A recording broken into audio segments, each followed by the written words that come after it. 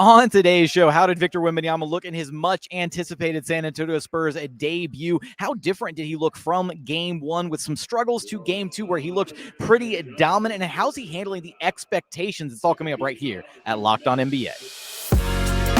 You are Locked On NBA, your daily NBA podcast. Part of the Locked On Podcast Network, your team every day. What's up, and welcome to another edition of Locked On NBA, the biggest stories with the local experts. I'm your host, Jackson Gatlin, also host of Locked On Rockets right here on the Locked On Podcast Network, your team every day. Now, today's episode is brought to you by Ibotta. If you're finally taking that summer vacation that you've been planning but dreading on buying all of the necessities before you take off, it's time to stop spending your hard-earned money without getting anything in return. Enter Ibotta. Ibotta gives you cash back on hundreds of grocery items, from produce to personal care to pantry goods, so you can make sure that you are beating inflation no matter what you are purchasing. The average Ibotta user earns $120 per year. That could cover the cost of an entire shopping trip. You can earn cash back on hundreds of online brands and retailers as well when you start with Ibotta, including Lowe's, Macy's, Sephora, Best Buy, and so many more. Right now, Ibotta is offering our listeners $5 just for trying Ibotta by using code LOCKED when you register. Just go to the App Store or Google Play Store and download the free Ibotta app and use code LOCKED. That's Ibotta, I-B-O-T-T-A, in the App Store or Google Play Store and use code LOCKED.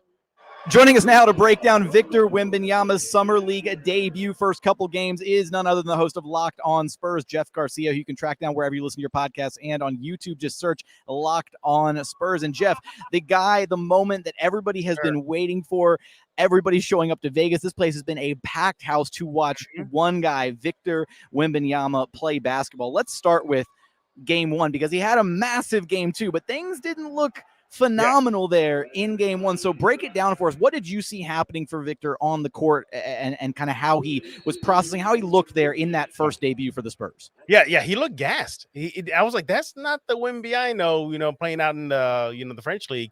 And sure enough, post game, he said it himself that he was tired, the exhaustion and conditioning, and mixing in with players he hasn't even really got a chance to practice with. So you give him a pass. You took it with a grain of salt. Apparently, Jackson, by the way, he's a bust after Game 1. So Look, it's Summer League, so everybody's going to overreact after one game. Exactly. So, I spoke with this Locked On Network show, saying, like, look, after Game 1, it's been like, just pump the brakes, man, because heading into Summer League play, no matter if they play the full 4 games or he plays all 4 games or the 5th game, no matter what, there was just no wiggle room, no matter how he plays. If he plays the way he played in Game 1, we got, oh, he's a bust. If he played the way he plays tonight, right now, oh, he's great. But what if he does it again in the 3rd game? So you really have to take these games with a grain of salt, to the point of just seeing incremental improvement. That's all you want.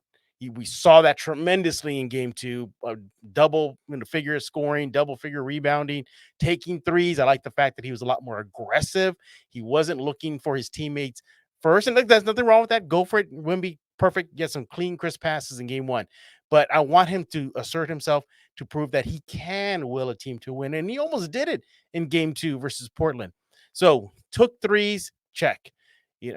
That defense. I mean, Jackson, is it not too out of a limb to say this Spurs team might be one of the best defensive teams with him, Sohan, Devin, Trey Jones, Keldon Johnson, Zach Collins in the middle.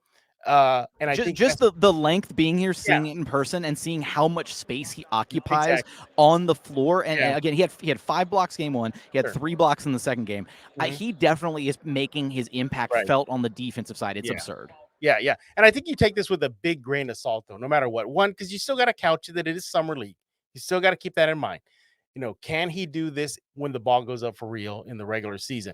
I think he can, but I don't think these games we saw tonight versus Portland Summer League play perhaps won't come as frequently to start the season, but I think they will become more frequent as the season moves on and he gets comfortable in the NBA system, playing against NBA, players versus Summer League players. No knock on them, but they're fighting for a job right now, and they're not the talent level he's going to face in a few short months.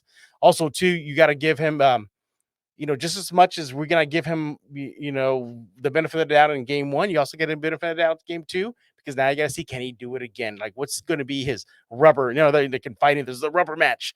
What's going to be his rubber game? How's he going to look in the next game if he does play at all?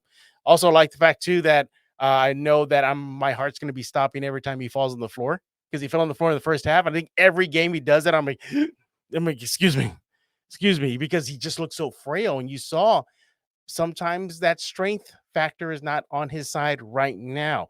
In the first quarter, we saw a Blazer guy just literally go up to him and say, "Thank you," pick the ball from him. And you see Wemby struggling to grip it. You saw that, in game one, Charlotte Hornet player, bodied him and dropped to the floor. That strength is going to come, but it's going to be very exploited when the regular season starts. And you touched on this a moment ago, but just kind of the expectations that are being placed on Wemby at this point. How do you see him kind of handling those expectations? Like even just here, right? Normally Summer League, they have, a couple little stalls set up for the post-game interviews. They're very informal. Everybody's standing, small little crowds. They dedicated a whole room to Wembanyama, a whole press conference room for him to sit down at a legitimate table and all that. He has this gravitas about him. How do you see him kind of handling these expectations so far in media settings, addressing reporters, that kind of stuff? So far with ease. I was at NBA Draft Media Day, same situation. The hotel, they gave him an entire floor. Your Scoot Hendersons, your Brandon Millers, they were on the third floor, mixed in with everybody else. No, Wemby had his own floor. It was like I was going to a finals game. That's what it felt like. So you even look at San Antonio, when they've had some press conference, same thing. It wasn't informal. It was a formal table, everybody get in rows, raise your hand, microphone to you. So I think he's used to this. I think, that's not going to be an issue with him as far as dealing with media and the spotlight and everything. And that's the thing too, in game one, although it wasn't that, great of a game, and it was good. It was okay. It was a flash of the fundamentals that he's going to bring to the Spurs. Even then, he didn't let the spotlight get to him. I didn't see that he was forcing himself to all these people showed up and thousands of dollars of tickets being sold. I better do something to get their money's worth. No, played within his game, even though it was not that great of a game. And then in game 2 versus Portland, really showed out, really let the, I just like that. He was just so, taking the ball, even when he missed the dunk, you saw him drive in game 1 to the rim. I'm bracing myself. Here it comes, that Wemby dunk that we're going to expect. And he'll dish off. They were nice dishes, but I'm like, oh, Wemby, can you do that? Game 2, same thing. Got some guy, drove to the paint. I'm like, yes, go for it. Don't pass it up. And he attempted it. So I like that. I like that he just got to get that aggressiveness going.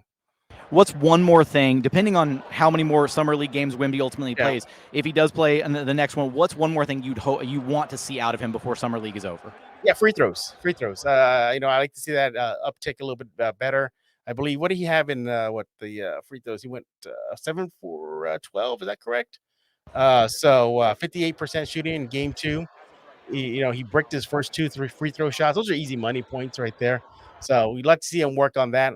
Also, too, just the usual, get stronger, get in that gym, get your core stronger, Wemby, because they're coming for you. Also, too, I would like to see him finish with more authority than normal. We saw him in French League really attack the rim. In game 2, he did, but he was more playing off like a rebound, miss rebound, grab it, and go up. There's some plays in the French League we saw him drive and just finish, keep on going. So I want him to keep that aggression going, work on the free throws, and continue to get stronger. How will Victor Wembanyama continue to look in Summer League? You'll have us covered for all of that and more over at Locked On Spurs. Jeff, I appreciate you stopping by Locked On NBA with me. Anytime.